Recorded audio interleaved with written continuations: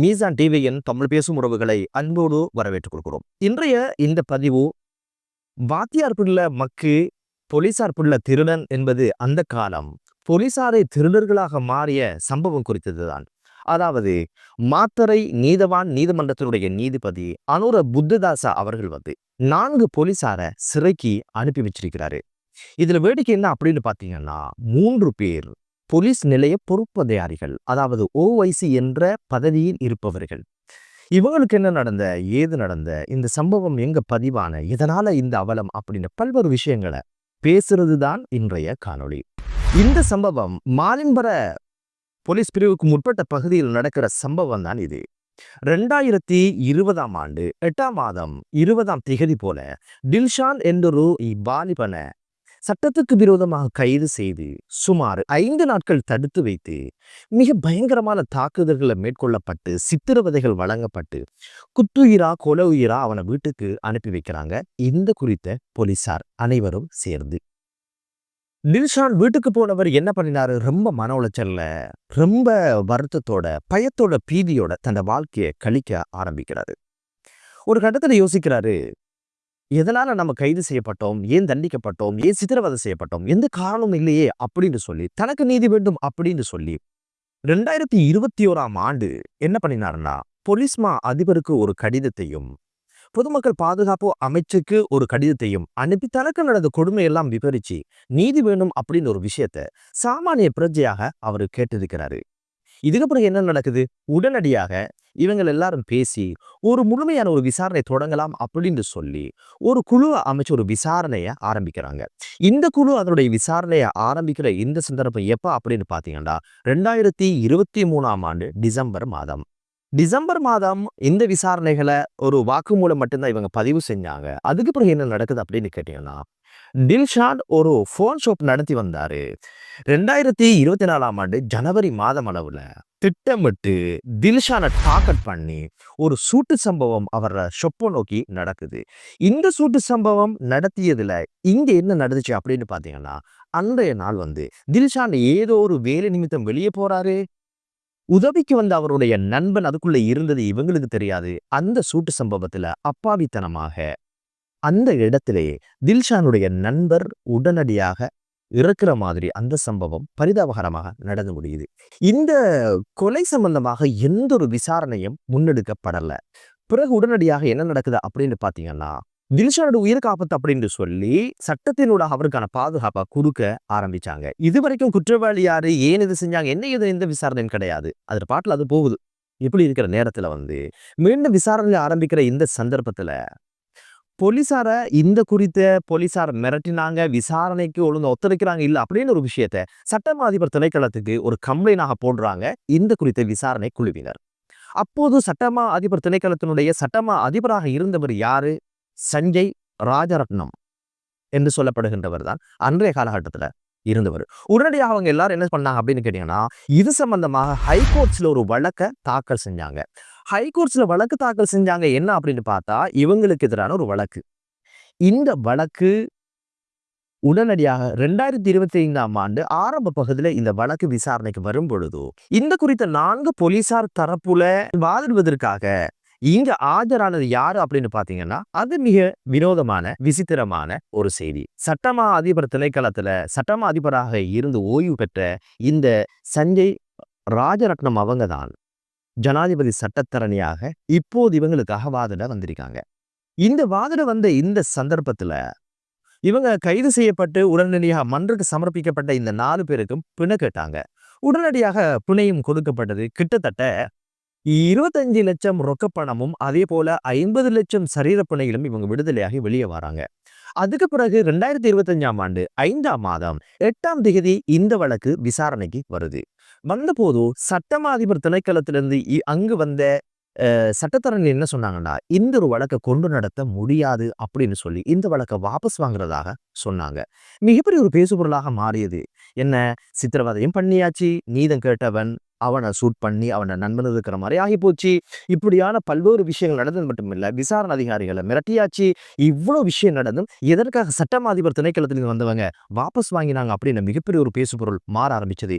அதுல விமர்சிக்கப்பட்ட ஒரு விஷயம் தான், எதனால சஞ்சய் ராஜரத்னம் வந்ததுனால இவங்க வாபஸ் வாங்கினாங்களா அப்படின்னு ஒரு விஷயம் எல்லாம் முன்னிறுத்தி பேசப்பட்டது. அது என்ன நியாயம் சொல்லப்பட்டது அப்படின்னு கேட்டீங்கன்னா, முறையாக சந்தேக நபர்களிடமிருந்து வாக்குமூலம் பெறாத பட்சத்தில் எவ்வாறு இந்த வழக்கை கொண்டு நடத்துவது?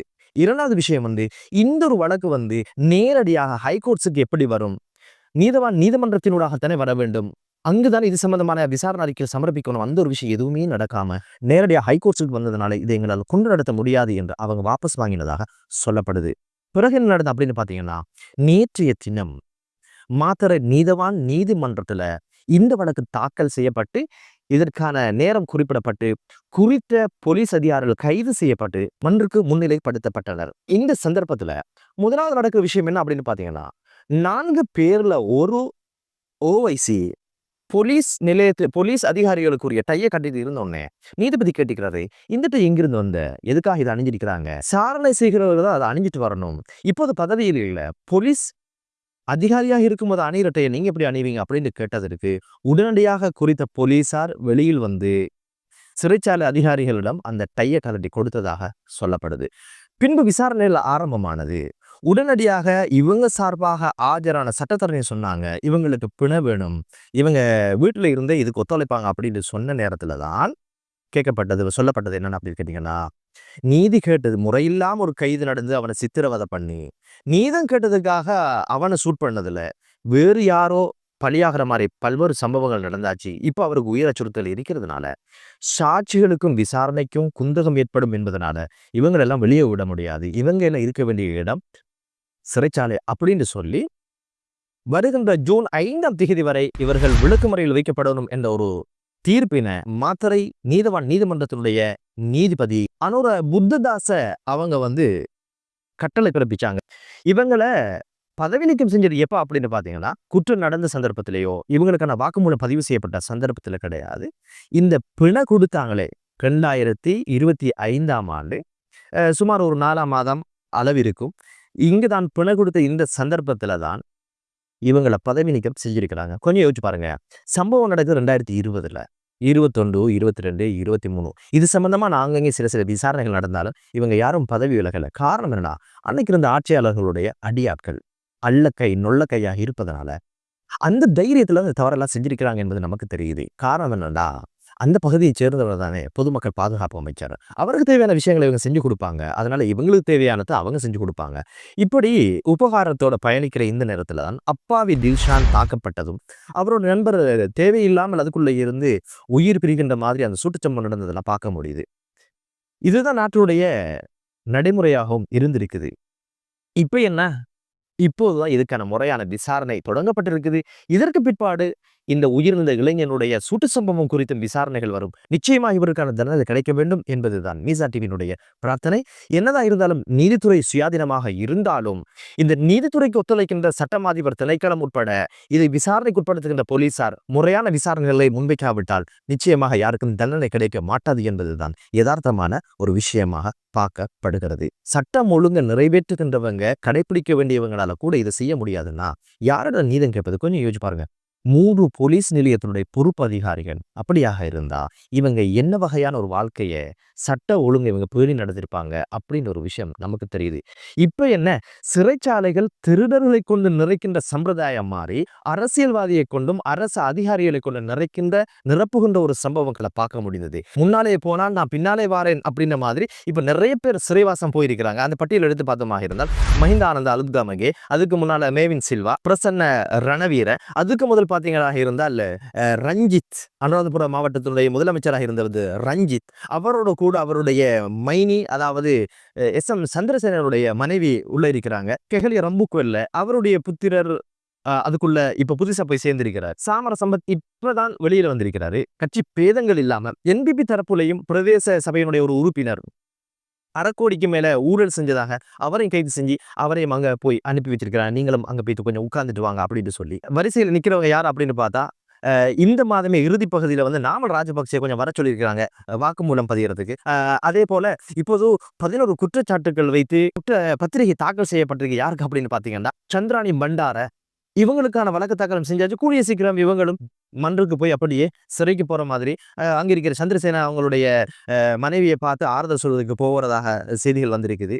எனவே இந்த ஒரு விஷயம் ஆரோக்கியமானது. நிச்சயமாக சுயாதீனமான விசாரணை முன்னெடுக்கப்பட்டு இவர்களுக்கான தண்டனை கூடிய சீக்கிரம் வழங்கப்பட வேண்டும். ஒரு அரசியல் மாற்றம் வந்தாலே இவர்கள் அனைவரும் வெளியில் வந்து உள்ள போட்டவர்களை பழிவாங்குகின்ற மீண்டும் ஒரு நாகப்பாம்பு மாதிரி படம் எடுத்து பழிவாங்குகின்ற ஒரு படத்தை ஆரம்பிப்பார்கள் என்பது சந்தேகமில்லை. எனவே கூடிய சீக்கிரம் இவர்களுக்கான தண்டனைகள் வழங்கப்பட வேண்டும் என்பதுதான் மீசா டிவியினுடைய பிரார்த்தனை. எனவே குறித்த இளைஞருக்கும் அங்கு உயிர் பிரிந்த படுகொலை செய்யப்பட்ட அந்த வாலிபருக்கும் நீதி கிடைக்க வேண்டும். இது குறித்த விசாரணைகள் துரிதகதியில் நடந்து அவர்களுக்கான தண்டனைகளை கொடுக்கட்டும், நாடு சுத்தமாகட்டும் என்று கூறி மற்றொரு காணொலியிலே உங்கள் அனைவரையும் சந்திக்கும் வரை விடைபெறுகிறேன். நன்றி.